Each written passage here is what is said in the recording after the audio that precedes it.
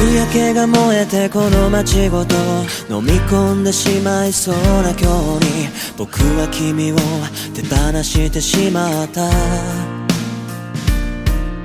明日が不安だ、とても嫌だ。だからこの僕も一緒に飲み込んでしまえよ夕焼け。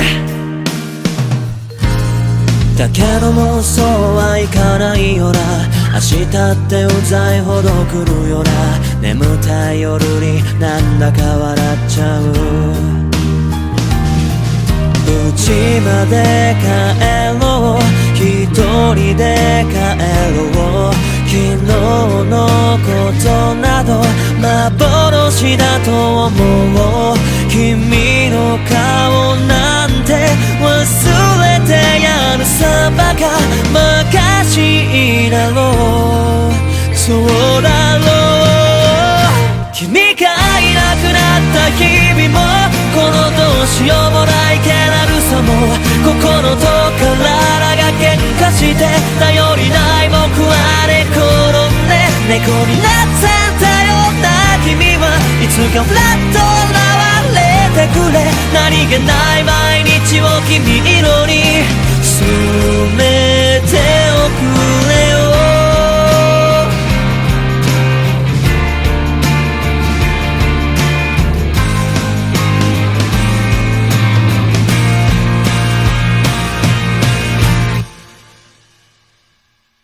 君がいなくなった日々も、このどうしようもない気だるさも、心と体が喧嘩して頼りない僕は寝転んで猫になったんだよな。君はいつかフラッと現れてくれ。何気ない毎日を君色に染めておくれよ。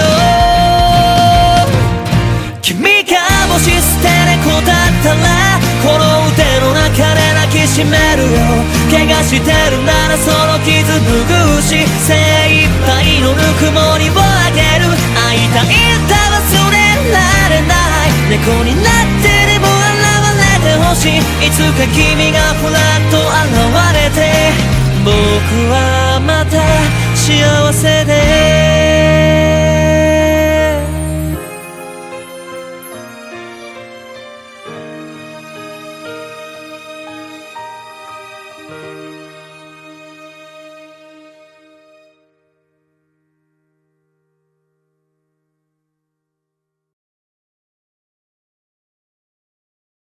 君がいなくなった日々も、このどうしようもない気だるさも、お昼ご飯炊きました。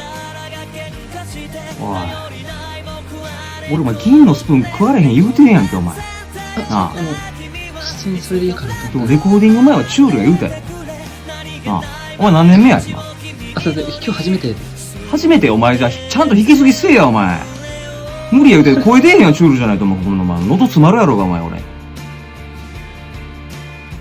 すいません、お昼ご飯お待たせしました。はい。言われた通りチュールなんですけど。チュールはチュールやけど、一本で足りひんやろ。まだたくさんありますね。いや、しかもこれ全部鳥ささみやん、これ。鳥ささみダメです。鳥ささみあかん言うたやん、名前な。君がいなくなった日々も、このどうしようもない気だるさも、心と体が喧嘩して頼り